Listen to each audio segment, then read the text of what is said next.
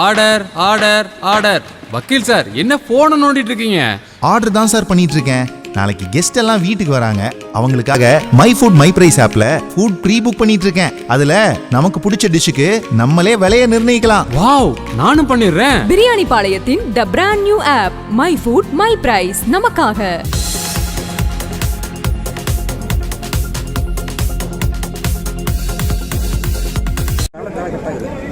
மின்கட்டண உயர்வை எதிர்த்து அனைத்து இந்திய அண்ணா திராவிட முன்னேற்ற கழகத்தின் சார்பில் ஈரோடு மாநகர் மாவட்டத்தில் நடைபெறுகிற கண்டன ஆர்ப்பாட்டத்தில் கலந்து கொண்டோம். இது ஒரு மின்சார பயங்கரவாதம் எந்த வகையில் வந்தாலும் அது கண்டிக்கப்படத்தக்கது. அதை வேரடி மண்ணோடு அளிக்கிறோம். கடந்த முறை மின்சாரம் தராமல் ஆட்சி நடத்திய திமுக அரசு தற்போது மின்சாரம் தந்துவிட்டேன் பேர்வழி என்று அதிக கட்டணத்தை ஏற்றி கழுத்தை நெரித்து நாட்டு மக்களுடைய உயிரை பறிக்கிற வகையிலே அவனுடைய திண்டாடுகிற வகையில் ஒரு மின்கட்டணத்தை உயர்வை ஏற்படுத்தி இருக்கிறார்கள். அதை கண்டித்து இந்த ஆர்ப்பாட்டம் நடக்குது. நான் முக்கியமாக சொல்ல வர விஷயம் எப்படின்னா, திராவிட முன்னேற்ற கழக அரசு இரட்டை விடம் போடுவதில் முன்னணியில் இருக்கிற ஒரு அரசு. ஆக இரட்டை விட முன்னேற்ற கழகங்கிறதுனா அது திமுக தான். கடந்த இந்த மின்கட்டண உயர்வு மக்கள்கிட்ட போய் நெகட்டிவா ஆகிடக்கூடாது என்பதற்காக வழக்கறிஞர்கள் ஏற்கனவே அந்த புதிய குற்றவியல் நடைமுறை சட்டம், அதாவது சமஸ்கிருத பேர் தாங்கி இந்தி பேர் தாங்கி அறிவிக்கப்பட்ட அந்த 3 புதிய குற்றவியல் நடைமுறை சட்டங்களுக்கு எதிராக இயல்பா தன்னெழுச்சியா வழக்கறிஞர்கள் நாடெங்கிலும் போராட்டம் நடத்தி வராங்க. அந்த போராட்டத்தை அதிலே ஸ்டிக்கர் ஒட்டி அது திமுக நடத்துறதா ஒரு போராட்டத்தை திமுக முன்னெடுத்துச்சு. சென்னை உயர்நீதிமன்றத்தினுடைய வாசல்ல திமுகவுடைய சட்டத்துறை செயலாளர் தலைமையில் ஒரு ஆர்ப்பாட்டம். அதுக்கு பிறகு ஒரு 2 நாள் கழிச்சு உண்ணாவிரதம். தற்போது கருத்தரங்கம் இருக்காங்க. அவங்களுக்கு பாராட்டுக்கள். ஆனா ஒரு புறம் இவ்வாறு அந்த புதிய குற்றவியல் நடைமுறை சட்டம் மொழியில ஆங்கில மொழியில இருக்கணுங்கிறதா அரசியலமைப்பு சட்டம் தந்த உறுதிமொழி. அதை தாண்டி இப்படி தவறான இந்தி மொழியில புரியாத ஒரு சமஸ்கிருத மொழியில இருக்கிறத கண்டிச்சு அந்த ஆர்ப்பாட்டத்தை அதிமுகவும் முன்னெடுத்துச்சு, திமுகவும் முன்னெடுத்துச்சு. ஆனா ஒரு புறம் போராட்டம் பக்கத்து மாநிலத்தில் கொள்முதல் பண்றோம். அப்படி கொள்முதல் பண்ணும்போது அதை எப்படி கொண்டு வர முடியும் அப்படின்னா, அந்த ஹை வோல்டேஜ் லைன் எல்லாம் போடுறோம். அது பேர் தான் அதை நிர்வகிக்கிறது பவர் கிரிட் கார்பரேஷன்.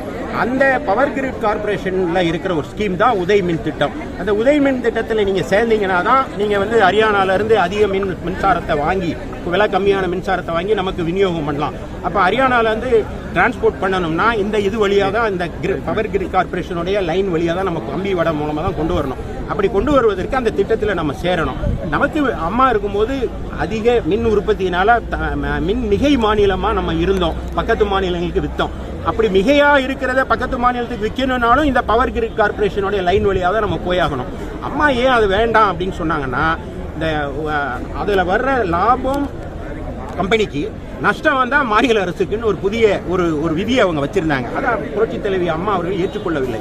அம்மா மறைவுக்கு பின்பு அண்ணன் எடப்பாடியார் அதை வலியுறுத்தி அந்த பிரிவை, அதாவது நஷ்டத்தை மாநில அரசு ஏற்க வேண்டும் என்ற பிரிவை நாங்கள் ஏற்றுக்கொள்ள மாட்டோம் என்று சொன்னதுனால அதை எடுத்துட்டாங்க. அந்த பிரிவை எடுத்தது பிறகுதான் சேர்ந்தாங்க. சரி, உதய மின் திட்டத்தில் சேர்ந்ததுனாலதான் இன்னைக்கு மின்சார கட்டணம் உயர்ந்துருச்சுன்னு சொல்றது பொய்யான தகவல். ஏனென்றால் அதுக்கு பிறகு அதிமுக ஆட்சி தமிழ்நாட்டில் இருந்துச்சுல்ல, மின் கட்டணம் உயர்ந்துச்சா? அவர் இருக்கும்போது 170 ரூபா 200 யூனிட், இப்போ 480 ரூபா. அதன் மூலமாக தெரியும் இது நிர்வாக திறனற்ற ஒரு அரசு. எனவே இப்படித்தான் இருக்கும். அந்த அரசை வெளியே அனுப்பணுங்கிறது இந்த சார். விஜயபாஸ்கர் அமைச்சர் கைது. விஜயபாஸ்கர் மீது அது ஒரு சிவில் வழக்கு.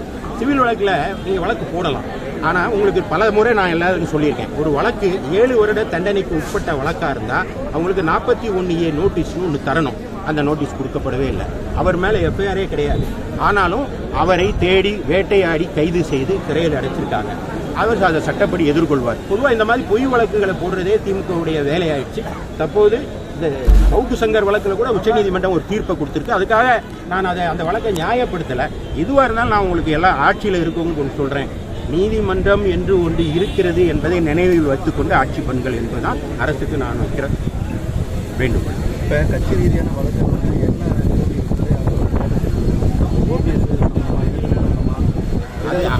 அதெல்லாம் நடந்து முடிந்து போன கதை. தற்போது எடப்பாடியார் தான் முதல் அதிமுகவுடைய ஒற்றை தலைமை, அவர் தான் பொதுச் செயலாளர் என்பதை உச்சநீதிமன்றம் உறுதி செய்திருக்கிறது. உச்சநீதிமன்றம் உறுதி செய்ததனால் நாங்கள் ஏற்கனவே பொதுக்குழுவில் போட்ட தீர்மானங்களை அச்சில் ஏற்றி தேர்தல் ஆணையம் அதை அங்கீகரித்து விட்டது. ஏன்னா அது முடிந்து போன விஷயம். அதை பற்றி பேசுவது நீங்கள் தான் பேசிக்கிறீங்க. நீதிமன்றங்களே அது முடிவு. ஒவ்வொரு தாட்டையும் வந்து ஓபிஎஸ் வந்து மேல்முறையீடு பண்ணிகிட்டே இருக்காரு. அதை வச்சு தான் வந்து இன்னும் வந்து அவர் நான் ஏற்கனவே முதலே சொல்லியிருக்கேன்.